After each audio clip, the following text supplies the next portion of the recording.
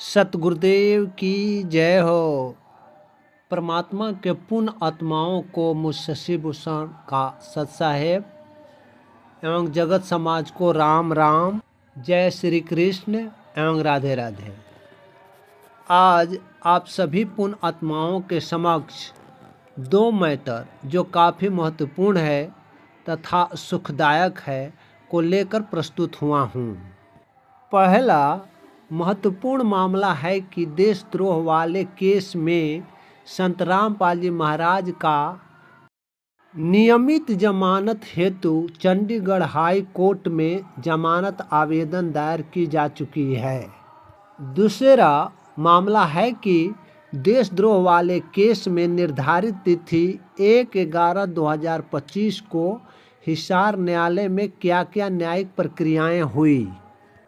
उक्त तथ्यों के संबंध में जानकारी आप लोगों के समक्ष रखने के पूर्व मैं आपसे इतने प्यार का अपेक्षा रखूंगा कि आप मेरे YouTube चैनल SSM सतलोक को अवश्य सब्सक्राइब कर लें तथा साथ में लगे नोटिफिकेशन बेल को टच कर घंटी बजा लें तथा इस वीडियो को अपने अपने दोस्तों हित मित्रों को शेयर अवश्य करें, लाइक करें तथा कमेंट करना न भूलें। इसी के साथ एक और अपेक्षा आप दर्शकों से चाहूँगा कि यदि आप संत रामपाल जी महाराज के खिलाफ की गई षड्यंत्रकारियों का षड्यंत्र एवं उनके कर्मों की जानकारी हासिल करना चाहते हैं तो षड्यंत्रकारियों में कौन कौन हैं, क्या क्या षड्यंत्र किए, इन सब की जानकारी हासिल करने को इच्छुक हों तो आप अवश्य पढ़ें ज्ञान अमृत एवं षड्यंत्र का 20 नामक पुस्तक। इस पुस्तक को मंगाने के लिए 99-315-92-093 पर कॉलिंग या व्हाट्सएप मैसेज के जरिए संपर्क कर सकते हैं। यदि ये पुस्तक मेरे निवास स्थान सासाराम में आकर प्राप्त करते हैं तो यह पुस्तक फ्री ऑफ कॉस्ट में आपको उपलब्ध कराई जाएगी और यदि बाय पोस्ट मंगवाते हैं तो पोस्टल खर्च आपको खुद वहन करने पड़ेंगे। अब मैं इस वीडियो के मूल विषय पर आता हूँ। मेरा आज का विषय वस्तु दो बिंदुओं पर है। पहला, क्या चंडीगढ़ हाई कोर्ट में देशद्रोह वाले केस में संत रामपाल जी महाराज का नियमित जमानत वास्ते आवेदन दायर हो गई है? यह आवेदन कब दायर हुई, किनके द्वारा दायर की गई है, किस तिथि को दायर की गई और कौन सी अगली तिथि निर्धारित है के संबंध में जानकारी देना है तथा दूसरा, दिनांक 1/11/2025 को निर्धारित तिथि देशद्रोह वाली केस में हिसार न्यायालय में क्या क्या न्यायिक प्रक्रियाएं की गई के संबंध में रखना है। सर्वप्रथम मैं चंडीगढ़ हाई कोर्ट में दाखिल जमानत आवेदन के विषय पर चर्चा करूंगा। आप लोगों को जानकारी पूर्व में YouTube चैनल SSM सतलोक के माध्यम से पिछली तिथि 25/9/2025 के संबंध में दी जा चुकी है कि हिसार विशेष न्यायालय ने संत रामपाल जी महाराज का जमानत देने से दिनांक 25/9/2025 को इनकार कर दिया था, अर्थात रिजेक्ट कर दिया था, जिसका जमानत आवेदन संख्या 2764/2025 था। उक्त जमानत आवेदन देशद्रोह वाले केस में 19/9/2025 को दाखिल की गई थी। सरकार के ओर से जवाब आने के उपरांत दिनांक 25/9/2025 को उभय पक्षों का बहस सुनने के बाद हिसार न्यायालय ने यह धारित किया कि पेट्रोल से भरी बोतलों को विस्फोटक अधिनियम के तहत अपराध है क्योंकि इसमें विनाशकारी क्षमता होती है। न्यायालय ने यह भी पाया कि कानून को विफल करने के लिए सतलोक आश्रम को एक वास्तविक किले में तब्दील कर दिया गया था। इस तरह का आचरण कानून की जड़ पर प्रहार करता है और अदालतों के अधिकारों को स्पष्ट चुनौती देता है और ऐसे अपराध राज्य की संप्रभुता और सुरक्षा के खिलाफ है। यदि रामपाल जी को जमानत पर छोड़ी जाती है तो सार्वजनिक व्यवस्था को गंभीर रूप से प्रभावित करेगी और न्यायिक प्रक्रिया को बाधित करेगी, क्योंकि देखा गया है कि रामपाल जी जेल के चारदीवारी के भीतर ही सीमित रहते हैं, तो उनके अनुयायियों की बड़ी भीड़ परिसर के बाहर एकत्र हो जाती है। यदि उन्हें जमानत पर छोड़ा जाता है तो भीड़ की संख्या और कई गुना बढ़ जाएगी और न्यायालय की प्रक्रिया का संचालन तथा जेल प्रशासन का संचालन, नागरिक प्रशासन एवं क्षेत्रीय बोझ तथा सार्वजनिक व्यवस्था काफ़ी बिगड़ जाएगी, जिससे संभालना मुश्किल हो जाएगा। उपरोक्त तथ्यों के आधार पर हिसार विशेष अदालत ने अपने आदेश दिनांक 25/9/2025 के माध्यम से संत रामपाल जी महाराज का जमानत आवेदन को अस्वीकृत कर दिया। इस अस्वीकृति आदेश के खिलाफ संत रामपाल जी महाराज की ओर से चंडीगढ़ हाई कोर्ट में विद्वान अधिवक्ता श्री अर्जुन सेवरन के माध्यम से जमानत आवेदन दिनांक 13/10/2025 को दायर की गई है, जिसका नंबर 10-5-7-8-5-5-3 सन 2025 है, जिसमें अगली तिथि 6/11/2025 को निर्धारित की गई है। ये तिथि लिस्टिंग के लिए निर्धारित है। हाँ, अगर आप लोग ध्यान रखेंगे कि इसका लिस्टिंग टाइप जो है वो ऑर्डिनरी है, अर्जेंट नहीं है, इसलिए ये आवश्यक नहीं है कि दिनांक 6/11/2025 को लिस्टिंग हो ही जाए और बहस हो जाए। इसलिए कुछ लंबे इंतज़ार करने भी पड़ सकते हैं, मगर 2026 ईस्वी में मेरा विश्वास है कि गुरु जेल से बाहर आने का दया कर दें। अवश्य बाहर आएंगे, जैसा कि मेरा हृदय में आभास करता है। इस प्रकार वीडियो में मैंने प्रथम विषय बिंदु पर आप लोगों के बीच अपनी चर्चा रखा। चर्चा का आधार मैंने केवल न्यायालय के आदेशों के अनुसार किया है। अब मैं अपने दूसरे विषय बिंदु पर चर्चा करूंगा। यह भी चर्चा का आधार न्यायालय के आदेशों एवं निर्देशों पर ही निर्धारित होगा या आधारित होगा।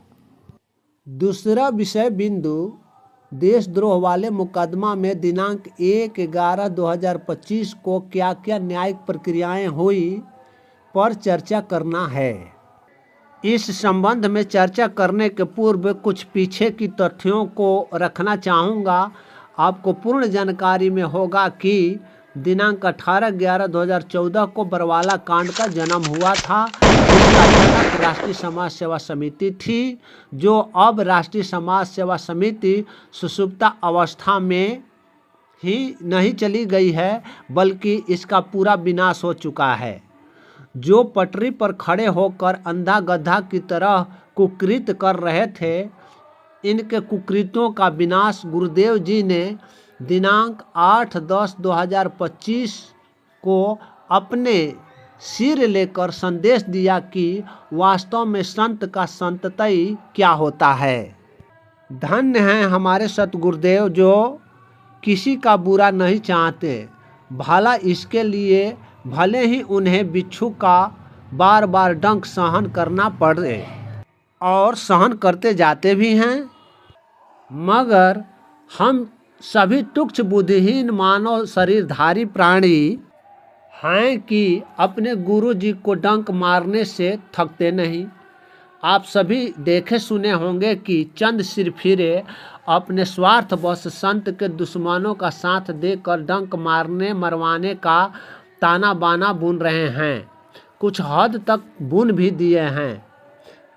कितनाहू सत्य सामने रख दो, मगर चंद सिरफिरे अपने मान मर्यादा शान शौकत नामी गिरामी बनने के फिराक में बिच्छू को स्वयं डंक न बनकर बिच्छू के अंदर विष बने रहने का कार्य करते हैं, ताकि आचार्य नामक बिच्छू के अंदर विष का घोल कम न हो।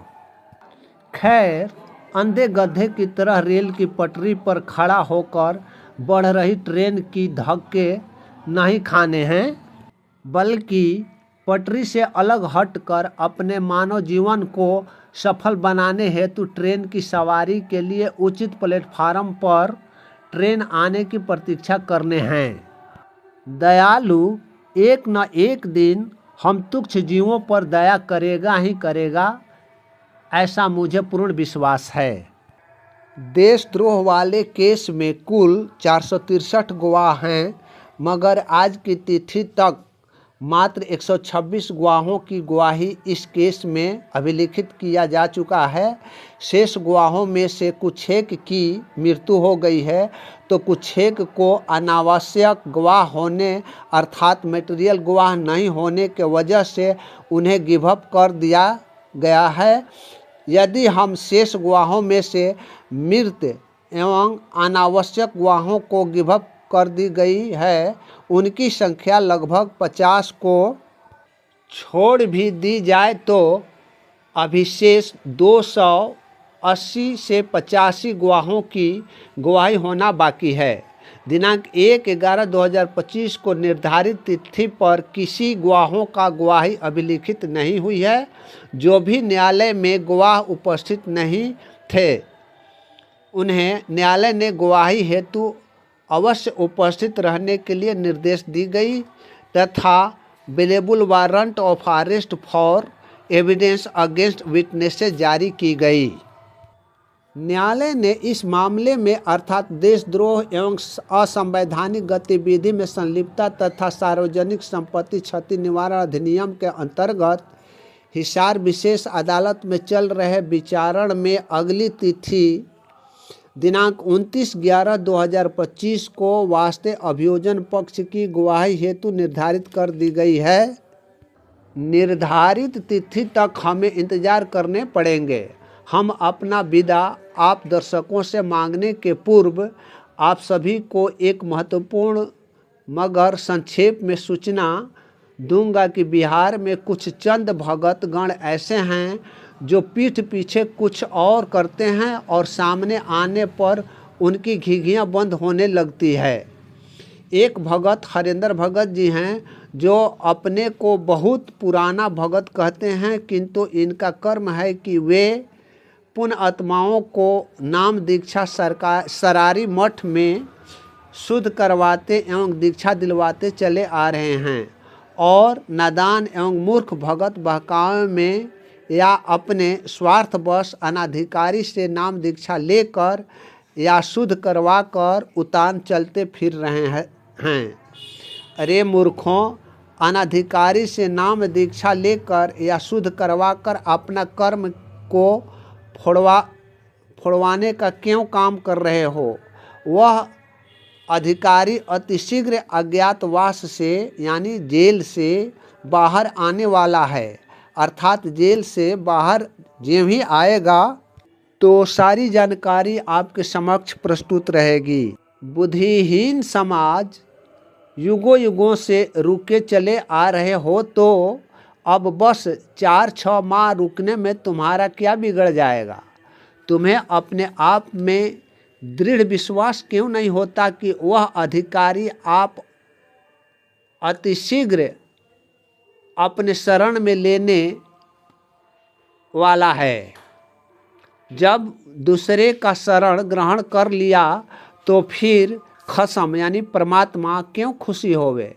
मुझे जो भी कहना था सच्चाई कह दिया। अब आपको सोचना है कि क्या करना उचित है और क्या अनुचित है, ये आपके ऊपर निर्भर करता है। एक बात और आप दर्शकों से शेयर करना चाहता हूं कि फर्जी नाम दान के चमचे लोग, जैसे में ग्राम राजनडीह का राजेंद्र दास, जमुहार का राजू दास एवं विजय दास, इनका गांव नहीं जानते हैं, तथा पंडित शिवशंकर अभी भागे फिर रहा है, तथा अन्य बहुत से चमचे हैं जो भक्तों से मिलकर ये कहते हैं मिलेंगे कि मुझ शशिभूषण से बातचीत नहीं करनी है, इनके विचार को नहीं सुनना है, अन्यथा वह भगत को भ्रमित कर देगा। ऐसे ऐसे कानाफूसी करते चले आते हैं, किंतु कोई खुलकर विरोध करने वाला सामने नहीं आता है कि क्यों नहीं बात करे। मूर्खों, मैंने गुरु के ज्ञानों के विपरीत कोई कार्य नहीं करता। केवल संत रामपाल जी महाराज के विरुद्ध हो रहे न्यायिक प्रक्रियाओं, आदेशों, निर्देशों एवं निर्णयों का हूबहू हिंदी रूपांतरण करके सभी के समक्ष रखता हूँ, ताकि सत्य बातें सभी पुण्यात्माओं को जानकारी अपने गुरु जी के बारे में मिलती रहे। दुर्जनों, यदि गुरु जी के केसों से संबंधित बातों की सत्यता रखने में तुम भ्रमित हो जाते हो, तो फिर तुम भक्ति का ढोंग ही कर रहे हो। भक्ति तो तेरे पास नाम मात्र भी नहीं है, क्योंकि तुम्हारे पास न तो सोचने की शक्ति है और न विचार करने की, और न ही विवेक है। आप विवेकहीन हो गए हो। गुरु जी के केसों में क्या प्रक्रिया हो रही है, क्या नहीं, गुरु जी चाहते क्या हैं आदि की जानकारी हासिल नहीं करना चाहते हो, और काल के दूतों के कहावे एवं उनके बातों में आकर सत्य का परख नहीं कर अपना जीवन नाश कर रहे हो। अब भी संभल जाओ, क्योंकि वह अधिकारी अतिशीघ्र आने को है और बताने को है कि नाम दीक्षा देने का प्राधिकार किसको दी जा रही है। जिसको अधिकारी द्वारा नाम दीक्षा देने का प्राधिकृत करेगा, उसी से नाम दीक्षा लेना, शुद्ध कराना मानव जीवन के लिए सुखदायी होगा। 11 वर्षों तक अपने सतगुरु का इंतजार किया तो भूमड़ की तरह और कुछ इंतजार करने में क्या खराबी है? कुछ भी तो नहीं। हम तो सत्य का इंतजार करते रहे हैं और हमें विश्वास है कि वह सत्यवादी अतिशीघ्र हम लोगों के बीच होगा और उसकी जैसी कृपा होगी शिरोधार्य है। इसी के साथ अब मैं इस चर्चा का यही विराम देता हूँ। फिर मिलेंगे नए विषय बिंदु के साथ में चर्चा में।